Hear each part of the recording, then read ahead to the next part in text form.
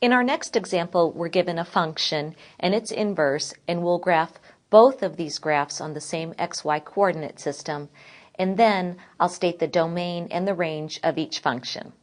So first, we have f of x is equal to x cubed minus 1. And when I graph this one, I'm going to graph it in blue. And in order to graph this, we know that it's a cubic function since it's x to the third power, and we'll pick a few points to graph. So let's let x equal -1, 0, 1, and 2. If we need a few more points, we can always add those.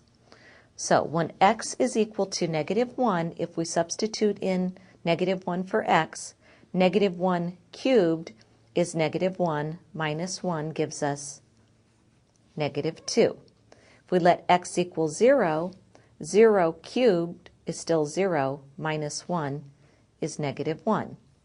If x equals 1, 1 cubed is 1 minus 1 is 0. And if x is 2, 2 cubed is 8 minus 1 is 7. Let's go ahead and plot these points. We have -1, -2, 0, -1, 1, 0, and 2, 7. Now we have to remember what a cubic function looks like. It's going to be a smooth curve since it's a polynomial function, and it's going to look like this. So here's the graph of f of x. Now, we want to graph the inverse function as well. So let's go ahead for f inverse of x, and let's make a chart for our x values and for our inverse function values.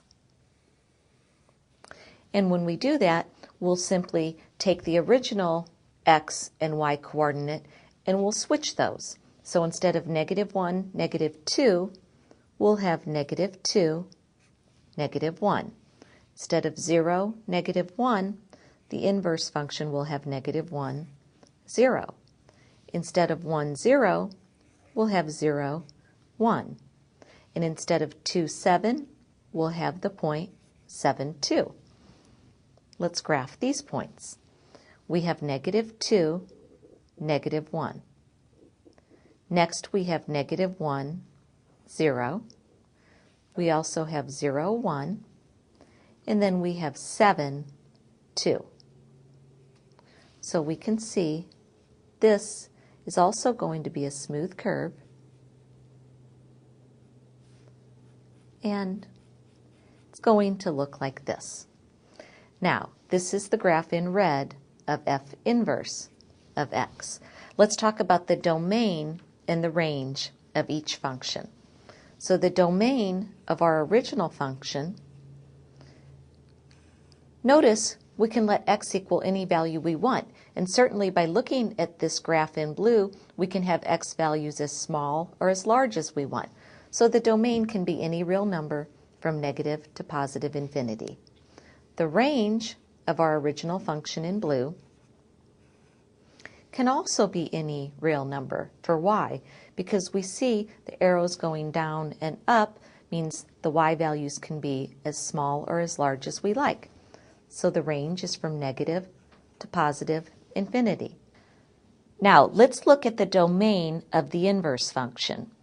That's the graph in red. We can either look at the graph and we can see that the domain or the x values go from negative to positive infinity, or remember, the domain of the inverse function is always exactly the same as the range of the original function. So our domain is from negative to positive infinity. Now let's talk about the range of this inverse function. The range of the inverse function, again, we can look at the graph and we can see that it goes from negative to positive infinity for y values, or we can use the fact that the range of the inverse function is always exactly the same as the domain of the original function. In this case, it's from negative to positive infinity.